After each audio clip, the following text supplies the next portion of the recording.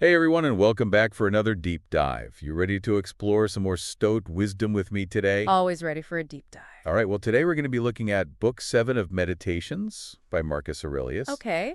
and we're going to be focusing on the themes of impermanence and transformation. And I was thinking about it, and these themes actually remind me a little bit of those conversations you have after a really good movie ends. Yeah. You're kind of reflecting on what you just experienced. It's a little bit thoughtful, maybe a touch melancholic, but there's also something surprisingly uplifting about it, don't you think? Yeah. Yeah. I think you've captured the tone of book seven really well. I mean, it definitely has a more introspective, maybe even somber feel compared to some of the earlier books. Yeah. But like you said, there is an underlying sense of hope and even a kind of quiet joy that emerges when you really sit with these ideas of impermanence and transformation. Yeah, I totally agree. So let's talk about impermanence. I mean, is Marcus Aurelius basically saying that our lives are like elaborate sandcastles just destined to be swept away by the tide? It's tempting to see it that way, right? I mean, the imagery is definitely there, but I wouldn't say that Marcus Aurelius is advocating for a purely pessimistic or nihilistic outlook. He's not saying that everything is meaningless just because it's temporary. Okay, so it's not about doom and gloom. Right. It's more about a shift in perspective. Instead of resisting change, which we all do naturally, he's encouraging us to see change as the very essence of reality. He actually has this great quote in Book 7 where he says, Yeah, "How ridiculous and like a stranger does he act who is surprised at anything which happens in life." that's a pretty powerful statement. So is he saying that we should just go with the flow? Or is there something deeper there? I think it's definitely deeper than just passively accepting whatever comes our way. It's more about recognizing that change is the natural order of things, and instead of being shocked or resistant when things change, we can learn to accept them as part of the grand scheme of things. So it's less about being passive and more about aligning ourselves with the reality of constant change? Like, could we compare it to accepting the inevitable? Yeah, totally. Like our hair turning gray, like we all know what's going to happen at some point. Exactly. We don't fight the changing seasons, right? We accept that summer eventually gives way to fall.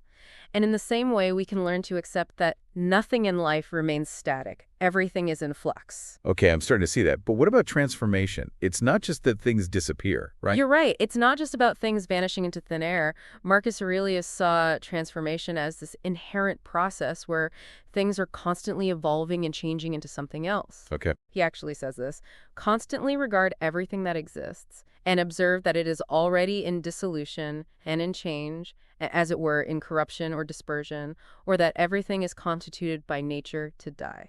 Wow, that's a bit heavy. But I get what he's saying. Everything is in constant flux. Nothing stays the same. Exactly. It's like that Heraclitus quote, you can never step in the same river twice, Right. because both you and the river are constantly changing. And, if we think about it that way, even when things seem to be ending, there's also potential for something new and beautiful to emerge from that change. That's a great point. And it makes me think about that quote where Marcus Aurelius compares the end of life to an olive falling from a tree. He says, "Pass then through this little time conformably to nature, and end thy journey and content, just as an olive falls off when it is quite ripe, blessing nature who produced it and thanking the tree on which it grew." Ah, yes. The olive metaphor, it's one of my favorites. It really captures this idea of accepting even death with a sense of contentment and gratitude. The olive fulfills its purpose by ripening and falling. It's a natural part of its life cycle. Right? And Marcus Aurelius seems to be suggesting that we, too, should strive to live in harmony with nature, accepting our own end as a natural part of the grand scheme of things. That's a profound thought. But it does raise a question for me. If everything is transient, what should we focus on? Where do we find meaning if nothing lasts forever? That's where the power of the present moment comes in. Marcus Aurelius was a big advocate for mindful presence. He emphasized that the past is gone, the future is uncertain, and the only thing we truly have is this very moment. Right? He even says, waste no more time arguing about what a good man should be one. There's a real sense of urgency in that statement, isn't there? Like he's saying, stop overthinking and just embody your values right now. Exactly. And by focusing on the present, we're not denying the reality of impermanence. Instead, we're fully embracing the richness of each experience as it unfolds. I'm starting to see that. But I'm curious, how does this actually play out in our lives? Are there specific things Marcus Aurelius suggests we do to cultivate this sense of acceptance and presence? That's a great question. And there are. And I think we'll dive into some of those practical tips in the next part of our deep dive. Okay, sounds good. I'm definitely looking forward to that. All right, so we're back and ready to dive into those practical tips you mentioned. What did Marcus Aurelius actually suggest we do to navigate this whole impermanence thing? Well, he offered some surprisingly down-to-earth advice for a Roman emperor. One technique he emphasized is what's called premeditatio malorum. Premeditatio malorum. Okay, that sounds a little intimidating. Break that down for me. Yeah, it's basically a fancy Latin term for mentally preparing yourself for challenges and setbacks. So kind of like hope for the best, but prepare for the worst? Yeah, that's the gist of it. But it's not about being pessimistic or dwelling on all the negative stuff that could happen. Okay, It's more about cultivating a resilient mindset that can handle those inevitable ups and downs that life throws our way. I see. So instead of being totally blindsided when things go wrong, we're kind of mentally prepared. Exactly. It's about shifting our focus. Instead of trying to control everything outside of ourselves, we can focus on building up that inner strength and resilience. Okay, so less about micromanaging every aspect of our lives and more about accepting that we can't control everything. Exactly. Honestly, it can be pretty freeing to acknowledge that we don't have to carry the weight of the world on our shoulder. Yeah, that's a good point. I'm definitely guilty of trying to plan everything perfectly, and it's exhausting. So I guess that's where this premeditatio malorum comes in. Anything else Marcus Aurelius suggested? Yeah, he also recommended what I like to call negative visualization. Negative visualization. Now that sounds a little counterintuitive. I'm usually all about positive thinking. What's that all about? I know, right? It sounds a bit strange. It basically involves intentionally imagining the loss of things we value. It could be possessions or health or even relationships. Okay, so like really picturing those worst case scenarios. Yeah, in a way. But the idea isn't to dwell on those negative possibilities or freak ourselves out. It's more about deepening our appreciation for what we have while we have it. Ah, I see. So if we really contemplate the potential loss of something, we might appreciate it more in the present moment. Precisely. By vividly imagining the absence of something, we can cultivate a more profound appreciation for its presence in our lives. Okay, that makes sense. It's like a mental exercise in gratitude. But it's not just about material things or external circumstances, right? Didn't Marcus Aurelius also encourage us to contemplate our own mortality? He did, and that's definitely one of the more challenging aspects of his philosophy, but he saw reflecting on our own death not in a morbid way, but as a tool for clarifying our values and prioritizing what truly matters. Right, that makes sense. But how do we even begin to approach that? It seems pretty heavy. Well, he basically uses it as a reminder that our time is limited and that we should use it wisely. He's saying, hey, you're not going to live forever, so make sure you're living in a way that aligns with your values. Okay, so like a Stoic version of live each day as if it were your last. Yeah, kind of. But again, it's not about becoming reckless or indulging in fleeting pleasures. It's about living with intention, making sure that our actions reflect what we truly care about. Right, so it's about making each day count, not in a frantic way, but in a mindful and deliberate way. Exactly. And this brings us to another important concept in Book 7, the idea of legacy. Oh, yeah. He talks about how true legacy isn't about statues and monuments, but about the impact we have on others. Did he have any thoughts on how we can leave a positive legacy? He did. Marcus Aurelius believed that the most endearing legacy we can leave is one of virtue, kindness, and wisdom. He argued that it's not about how many people know our name or how much wealth we accumulate, but about how we conduct ourselves and treat others. So it's about living a life that reflects our values, a life that inspires and uplifts others. I like that. That feels a lot more attainable than trying to become a historical figure. Exactly. And it ties back to his emphasis on interconnectedness. He constantly reminds us that our actions rip it outward, impacting not only ourselves, but also the world around us. Right, it's like that butterfly effect idea. Even the smallest actions can have far-reaching consequences. Absolutely. And this brings to mind one of my favorite quotes from Book 7. Waste no more time arguing about what a good man should be one. Wow, that's pretty powerful. It's like he's saying, stop talking about virtue, just live it. You got it. It's a call to action, a challenge to actually embody our values and make a positive difference in the world. And the best part is we don't have to wait for some grand opportunity. We can start right now in our everyday lives. That's inspiring. But sometimes it feels like our actions are just a drop in the ocean, especially when we think about how vast time is and how everything is constantly changing. How do we reconcile those two things? The power of our actions and the fact that everything is impermanent. That's a profound question, and it's one that Marcus Aurelius himself grapples with. He uses this imagery of bubbles on the ocean to illustrate the fleeting nature of our individual lives. Right, I remember that. He compares even the Roman Empire to a bubble that eventually bursts. Exactly. And he applies that imagery to our personal lives, too. Our joys and sorrows, our triumphs and failures are all ultimately fleeting. But that doesn't mean they're meaningless. So how do we find meaning if everything is eventually going to disappear? If even the Roman Empire crumbled, how can we possibly make a lasting impact? I think the key is to understand that while our individual lives may be fleeting, our actions and the choices we make can still contribute to something larger than ourselves. It's like a ripple effect. Even though the wave eventually subsides, it still touches countless points along the way. So it's not about trying to create something that will last forever, but about recognizing the impact that we can have in the present moment. That's a great way to put it. And it brings us back to the importance of focusing on living virtuously, making choices that reflect our deepest values. I'm starting to see how all these ideas connect. Accepting impermanence, focusing on the present, living virtuously, they all weave together to create a way of life that embraces change and finds meaning in the midst of it all. You're absolutely right. And that's what's so remarkable about Marcus Aurelius's philosophy. He's not just offering abstract theories, he's providing a framework for living a more fulfilling and meaningful life, even amid the challenges and uncertainties we all face. I love that. It's a reminder that we have agency, our choices matter, and we can make a difference, even if we don't always see the full impact. Exactly. And there's another powerful metaphor in Book 7 that speaks to this idea of letting go of attachments. It's the image of a ripe fig falling from a tree. Oh, I remember that one. He talks about how the fig doesn't cling to the branch, but releases itself willingly when it's time. Yes, and he suggests that we should approach life with a similar attitude. Instead of desperately holding on to things or people or situations, we can learn to detach with a bit more grace and acceptance when it's time to move on. Easier said than done, right? Oh, absolutely. It's a lifelong practice. But I think that's where the wisdom of Stoicism comes in. It's not about achieving some kind of perfect detachment. It's about recognizing that change is inevitable and learning to navigate it with more grace and resilience. That's a great insight. So it's not about denying our feelings or suppressing attachments. It's about recognizing their impermanent nature and finding a way to experience them fully without clinging or grasping. You've got it.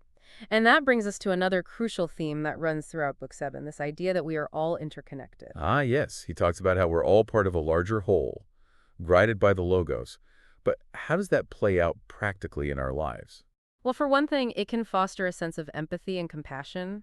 When we recognize that we're all part of the same web of existence, it becomes harder to view others as separate or alien from ourselves. Right. It's like realizing we're all in this together, facing similar challenges, and sharing similar joys and sorrows. Exactly, and that sense of shared humanity can inspire us to act with more kindness and understanding, even toward those who might seem different from us. It's a good reminder that our actions have ripple effects. They impact not only us, but also the people and the world around us. Beautifully put. And, there's this passage in Book 7 that really encapsulates this idea of interconnectedness. Marcus Aurelius talks about how even seemingly insignificant actions can contribute to the well-being of the whole. Yeah. He compares it to the bee diligently gathering pollen, just doing its part. Exactly. He's saying that even our smallest acts of kindness, our efforts to live virtuously, our contributions to our communities, it all matters. It's a powerful message. It suggests we all have a role to play in creating a more harmonious world. And even though everything's impermanent, our actions still make a difference. Absolutely. And it reminds me of that modern concept, the butterfly effect. Right, that even the tiniest actions can have huge, unpredictable consequences. Precisely. It's a reminder that we are all interconnected, and even our seemingly small actions can make a big difference. Wow. So even though we're all just tiny bubbles in this vast ocean of time, we still have the power to make a difference. That's a pretty encouraging thought. Absolutely. And it's a reminder that even though we can't control the waves of change, we can choose how we ride them. I like that. It's about finding our inner compass and steering our course, even when things get rough. Exactly. And speaking of navigating those rough waters, I think it's a good time to shift gears a bit and explore some specific practices that Marcus Aurelius recommended for cultivating inner strength and resilience. Oh, I'm all about those practical tips. Let's dive in. So we've talked about all these big ideas from Book 7, like impermanence and transformation, and even touched on some practical techniques from Marcus Aurelius, like premeditatio malorum. Yeah. But it still feels like kind of a big leap to go from reading about a fig falling from a tree Right. to actually feeling okay when change happens in our own lives. You know what I mean? Yeah, I totally get that. It's one thing to grasp these concepts intellectually, but actually embodying them so they shift how we experience the world is a whole other challenge.